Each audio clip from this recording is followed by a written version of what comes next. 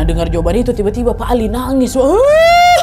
Sesenggukan nangis ya. Saat dia menangis itu dia sambil mengatakan sebuah pengakuan yang sangat tidak terduga. Hai, wassalamualaikum warahmatullahi wabarakatuh. Terima kasih sudah klik video ini. Buat kalian yang kaget lihat notif aku upload di Rabu malam ini, tenang wah, kalian nggak salah jadwal kok. Malam ini aku sengaja hadir lagi karena ada satu kisah horor yang pengen kali aku bagikan ke kalian wah. Sesuai judulnya, kisah horor yang akan aku bawakan ini berkaitan dengan parang maya. Apa itu parang maya, Nadia? Nah jadi wah, setelah kami cari nih ya, parang maya ini adalah sebuah ilmu santet asal Kalimantan yang bertujuan untuk membunuh target dari jarak jauh tanpa menyentuh secara fisik wah. Aku nggak mau spill banyak-banyak di sini, kalian dengar sendiri aja lah nanti ceritanya ya. Tapi tunggu dulu nih, aku dari tadi agak gagal fokus sama yang bulat-bulat depan aku nih. Aku lihat bulat-bulat nih jadi ingat cemilan. Tengok lighting ring ini juga ingat cemilan juga. Kalau dipikir-pikir tuh memang mirip sama cemilan favorit aku, Wak. Yaitu Pilus Garuda. Kayak aku tuh pengen kali makan yang asin-asin gurih gitu kan, Wak. Gak bisa fokus nih kalau aku lagi banyak mau nih.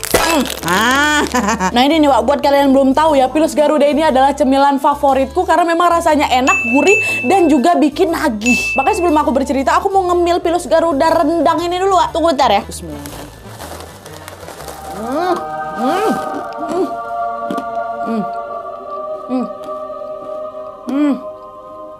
Enak kali, Wak. Rasa rendangnya tuh betul-betul meresap, terus nikmat kali. Nggak salah memang aku nyetok Pilus Garuda buat jadi kawan ngemil-ngemil ya. Ngemil yang gurihnya bikin nagih, enaknya ada Garuda. Kalau lagi gagal fokus ke gara BM gini tuh emang paling enaknya nyemil gini, Wak, ya kan? Alhamdulillah. Nah karena aku udah nggak BM lagi, sekarang waktunya menceritakan kisah ini ke kalian. Jadi sekarang tanpa berlama-lama kita langsung masuk aja ke ceritanya ya. Check it out.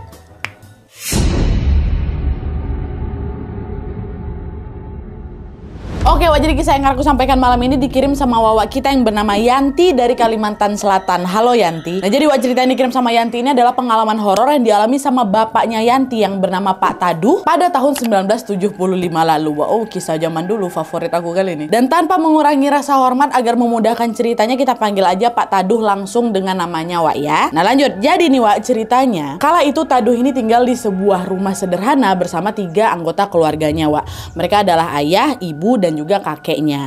Nah ayahnya Taduh ini namanya Pak Ali, ibunya bernama Bu Enon, dan kakeknya bernama Kakek Khodir. Nah mereka berempat ini menghuni sebuah rumah yang berlokasi di kawasan hutan yang belum dialiri sama listrik. Dan selain tidak ada listrik, Wak, Taduh ini juga tidak punya tetangga kanan kiri gitu, karena di kawasan ini memang nggak begitu banyak lagi tuh penduduknya. Nah karena situasi di sana sangat sepi dan juga nggak ada teman sebaya, Taduh ini pun jadi sering main ke kampung terdekatnya, Wak, yang berjarak kurang lebih 5 kilo lah Nadia dari rumahnya. Nah, kita sebut aja lah kampung yang sering didatangi sama Taduh nih Kampung Kuning, Wak ya.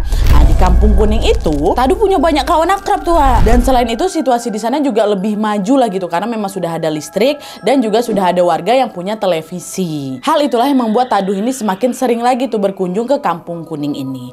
Dan seiring berjalannya waktu, Wak, Taduh pun mulai mengajak Pak Ali, bapaknya, supaya ikut juga nih nonton TV sama-sama, yuk Pak, di Kampung Kuning ini gitu. Waktu itu Pak Ali ini mau-mau aja, Wak, karena kan waktu itu memang televisi itu merupakan satu-satunya hiburan yang sangat menyenangkan kali bagi mereka kan. Iyalah dulu belum ada HP, belum ada laptop, medsos apalagi ya kan, nggak macam sekarang gitu. Akhirnya singkat cerita pada suatu malam Taduh pun ingin menonton acara TV lagi yang ada di Kampung Kuning seperti biasanya. Awalnya dia memang mau ngajak bapaknya, Wak, buat pergi ke sana, tapi gara-gara bapaknya masih bekerja di kebun, Wak, waktu itu bapaknya Taduh dan belum pulang, Taduh pun memutuskan untuk pergi sendirian aja. Dan sebelum dia pergi, Wak, dia sempat tuh berpamitan sama ibunya, Bu, aku izin ya mau nonton bersama tuh di Kampung Kuning. Kalau nanti udah selesai aku langsung pulang kok, Bu, aku nggak akan mampir kemana-mana. Nah kamu yakin malam-malam kayak gini mau ke sana? Apa nggak nunggu bapakmu pulang dulu aja? Kata ibunya kan. Nggak lah, Bu, kalau misalnya nunggu bapak nanti kelamaan, keburu selesai pula nanti acara favorit aku. Kata siapa? Taduh kan.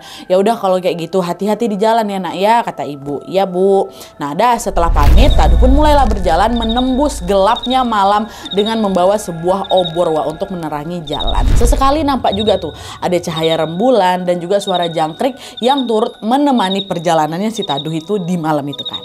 Nah, meski harus menempuh jarak yang cukup jauh dan juga gelap, Wak, Taduh waktu itu sama sekali nggak ketakutan gitu, karena ya udah dia tuh udah terbiasa keluar masuk melewati hutan itu kan, santai aja lah dia pokoknya. Dan selama berada dalam hutan itu, Taduh juga nengok lah sesekali ke kanan, ke kiri gitu kan. Itu kanan kiri dipenuhi berbagai pohon besar lah gitu, Wak. Ada pohon kelapa, ada pohon karet, pohon coklat dan lain sebagainya. Dan di pepohonan itu pula, Taduh sama sekali tidak melihat ada sesuatu yang aneh tuh. Pokok aman-aman aja lah, Wak. Nah, karena nggak ada sesuatu yang janggal, Wak, Taduh pun udah tuh berjalan tenang aja sambil sesekali bersenandung ya kan. Bentar dulu. Kalau lagi tenang kayak gitu tuh emang biasanya paling enak ngemil, Wak. Kayak gini aja nih. Ya kan? Enaknya. Oke, balik lagi ke ceritanya. Nah, pas lagi asik-asik bersenandung gini, Wak, Taduh ini tiba-tiba dengar ada suara dedaunan kering yang seperti terinjak kaki manusia yang bunyi srek, srek, srek gitu. Dan suara itu seolah-olah menjadi pertanda bahwa ada orang lain nih selain aku yang juga melangkah di tengah hutan ini ya kan. Dan entah kenapa, Wak, setelah mendengar suara itu seluruh tubuhnya Taduh yang pertama aman-amanan aja nih tiba-tiba merinding. Tapi dia masih berusaha positive thinking tuh, Wak, dan menepis semua pikiran buruknya. Alah, nggak ada apa-apa kok ini. Kuping aku aja mungkin yang salah dengar, kata si Taduh kan. Dah, jalan dia lagi. Tapi, Wak, semakin diabaikan, suara itu malah makin nyaring lagi suara ya. Karena takut, Taduh pun mempercepat langkahnya lagi kan supaya lekas sampai tujuan. Tapi semakin dia berjalan cepat, Wak, suara langkah kaki itu terdengar cepat juga. Jadi macam lagi ngejar si Taduh ini. Bahkan di momen itu Taduh ini juga bisa mendengar bahwa suara langkah itu berada tepat di belakangnya persis, Wak. Kok suara itu ada di belakang aku ya? Ku tengok nggak ya? Gak usah lah, lanjut aja lah kayak gitu. Takut aku nengok yang enggak, kata si Taduh kan. Dan setelah dia berjalan makin cepat, Wak, secara tiba-tiba suara langkah kaki di belakang tuh hilang. Alhasil suasana di hutan itu pun kembali hening lagi. Oke, udah aman aku nih, nggak ada apa-apa nih. Tapi selang beberapa saat kemudian lagi-lagi, Wak, Taduh ini dikejutkan dengan suara. Bukan suara jejak kaki lagi, Wak, tapi suara pria lagi bedehem. Tepat juga di belakangnya. Kata gitu. Nah, ketika mendengar suara itu, refleks Taduh nengoklah ke belakang. Disitulah, Wak, dia melihat ada sesosok makhluk berbadan sangat tinggi, hitam. Terus ini, Wak, kepalanya runcing macam pisau. Kepalanya runcing kayak pisau. Iya, lagi berjalan tuh dia mendekat ke arah si Taduh kan. Sosok itu menundukkan kepalanya, menatap ke Taduh sambil ketawa kencang. Kata gitu. Dengar itu bapakku langsung nge-freeze nut, kata si Wawa ini. Dia cuma bisa berdiri mematung aja tuh. Di tengah rasa takut itu, sebisa mungkin Pak Taduh ini membaca ayat-ayat kursi sampai akhirnya sosok itu pun menghilang dan tubuhnya bisa digerakin balik nih, Wak. Nah, pas sudah bisa gerak langsung berlari lah Taduh kan. Gitu takut. Tapi waktu berlari ini, Wak, Taduh ngerasa kakinya macam nginjak benda gitu. Bendanya keras, menggelinding macam bola. Awalnya Taduh mikir, ini mungkin buah kelapa yang jatuh dari pohon. Kan di situ ada juga pohon-pohon kelapa kan. Tapi ternyata, Wak, ketika dia menyinari benda itu pakai obor yang dia pegang, disitulah dia melihat ada sepotong kepala wanita, rambutnya panjang, lagi melotot ke arah dia gitu, Wak. Terus sosok itu bilang apa? Akan kubunuh kau malam ini juga. Nengok sosok sengeri itu apa nggak gemetar hebat badannya si Taduh ini kan. Udah lemas gitu tubuhnya, nggak bisa bergerak, Wak. Tapi setelah dia membaca doa dalam hati, dia pun akhirnya mendapat kekuatan untuk melarikan diri dari sosok itu. Berlari kan. Tapi di tengah pelarian itu, Wak, Taduh tiba-tiba nabrak lagi sesuatu macam sebuah benda besar gitu yang terasa macam pohon kan. Dia refleks, didongakkannya lah kepala ke atas. Dan betapa terkejutnya dia karena yang dia tabrak itu adalah sosok pria berkepala runcing yang ngikutin dia tadi yang pertama tuh. Dan sosok itu juga ketawa juga, Wak, sambil bilang yang sama juga. Aku bunuh kau malam ini. Aku benci sekali dengan ayahmu. Hahaha. Kata gitu. Di titik ini ketakutan si Taduh makin menjadi-jadi, Wak, dan akhirnya apa? Pingsan dia di situ. Ya Allah, seram kali, aku nggak kebayang aku jadi si Taduh. Merinding bulu kuduk gua. Kita ngemil aja lah dulu ya supaya agak cair dikit suasananya ya kan.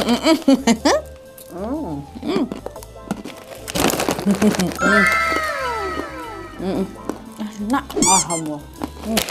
Mantap. Oke.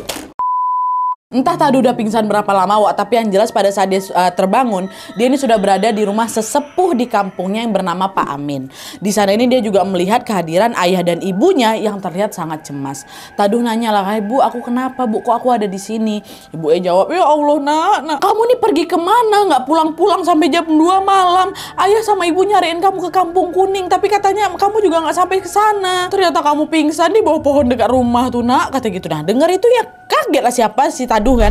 Aku udah hampir mau sampai ke Kampung Kuning kok, bukan di sekitar rumah aku. Kan kita bukannya dekat pohon pohon sekitar rumah kan. Nah di situ meskipun merasa janggal, Wak, dia nggak begitu ngambil pusing tuh. Yang penting aku udah sadar aja, dan dia juga memilih untuk tidak menceritakan kejadian tadi kepada siapapun. Dia memilih bungkam, Wak, karena dia mungkin lagi trauma berat kali lah, dihantui sama sosok-sosok kepala runcing tuh kan. Nah setelah kejadian malam itu, kehidupan Taduh pun kembali berjalan dengan normal, Wak. Dia sudah tidak pernah lagi mengalami kejadian mistis. Sampailah kemudian pada suatu hari ada lagi nih, Wak, sebuah teror mistis yang bukan hanya menampakkan wujudnya saja, tapi hampir saja merenggut nyawanya. Jadi ceritanya siang itu Wak Taduh ini ikut bapaknya pergi ke kebun untuk memanen pohon coklat. Nah pas lagi duduk di bawah pohon, Wak Taduh nengok macam ada cahaya merah gitu lah, macam bola api kalau lagi terbang melayang di udara. Sur gitu. Ini siang bolong nih, Wak ya.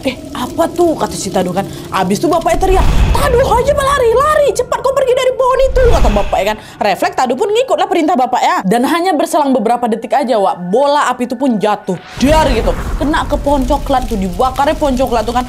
Angus nggak bersisa. Nah melihat peristiwa yang tidak biasa itu, Taduh nanya ke bapaknya, Pak, bola tuh bola apa, Pak? Ini pertanda apa nih?" Gitu. Bapak juga nggak tahu, Nak, tapi semoga kita baik-baik aja ya, kata bapak. "Iya, Pak." "Ih, Pak, seram ya, Pak. Udah baca-baca doa," kata bapak. Nah setelah kejadian bola api itu, ternyata ada teror baru lagi, Wak, yang menimpa keluarga si Taduh. Nggak itu aja. Dan kali ini teror itu menimpa Bu Enon atau ibunya Taduh. Jadi pada suatu ketika Bu Enon ini mengeluh sakit kepala hebat tidak tertahankan, Wak. Khawatir terjadi sesuatu, Pak Ali pun segeralah bawa istrinya itu ke rumah sakit yang ada di kota.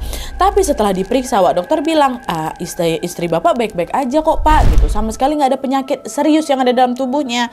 Nah karena dokter bilang nggak apa-apa, ya udah Pak Ali pun balik lagi lah ini, bawa Bu Enon istrinya balik ke rumah. Terus ntar lu lapar lagi aku.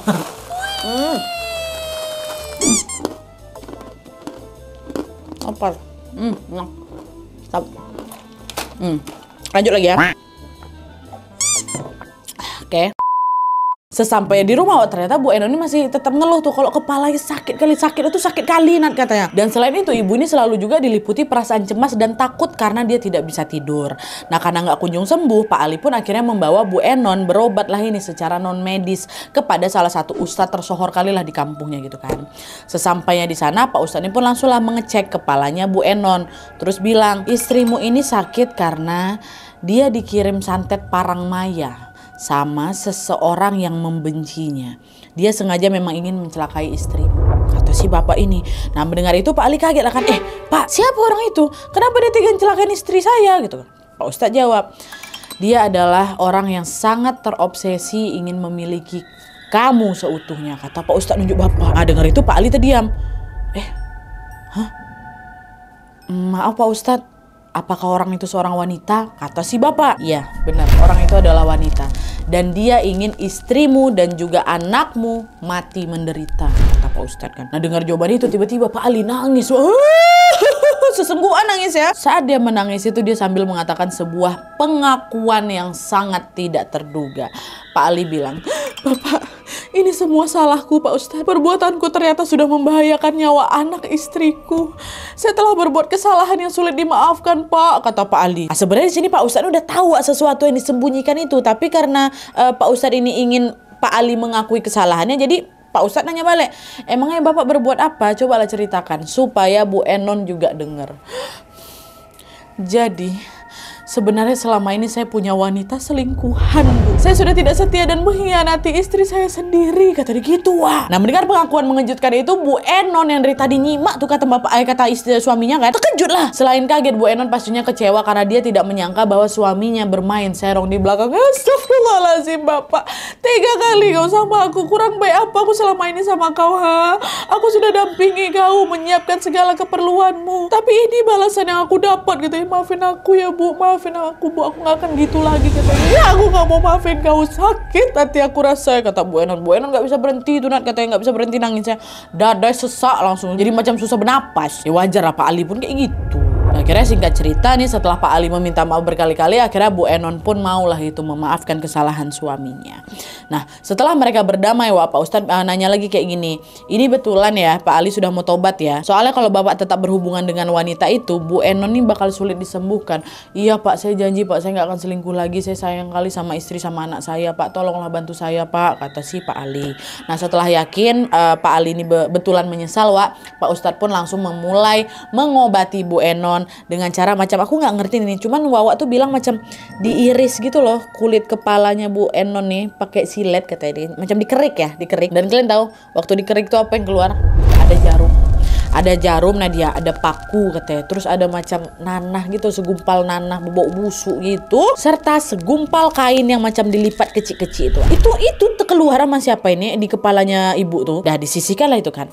Dan setelah semua benda itu dikeluarkan, Pak Ustadz bacainlah itu doa ke kepalanya ibu, diusaplah kepala ibu, doa 3 kali apa segala rupa, ditutupnya juga lah luka yang ada di kepala ibu. Jadi agak terluka-luka juga. Nah setelah pengobatan itu selesai, Pak Ustadz pun langsung menunjukkan kan tadi ada gumpalan kain tuh yang waktu dikerik ada kan di atas kepalanya.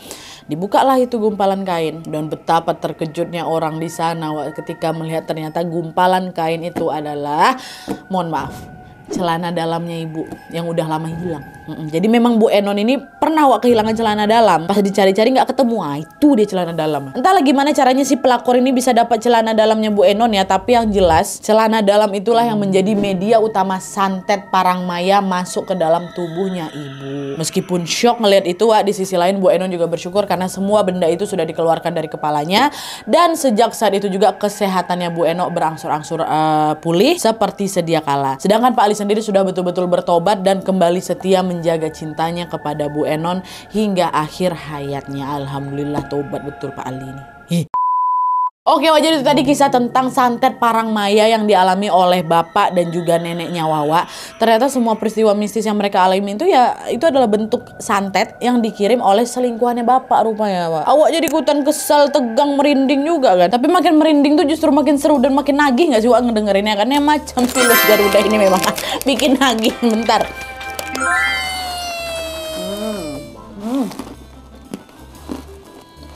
Ngemil yang gurihnya bikin nagih, enaknya ada Garuda. Emang cocok kali Wak Pilus Garuda ini dijadikan cemilan di segala situasi. Kalian mau cemilan yang gurih bikin nagih nih?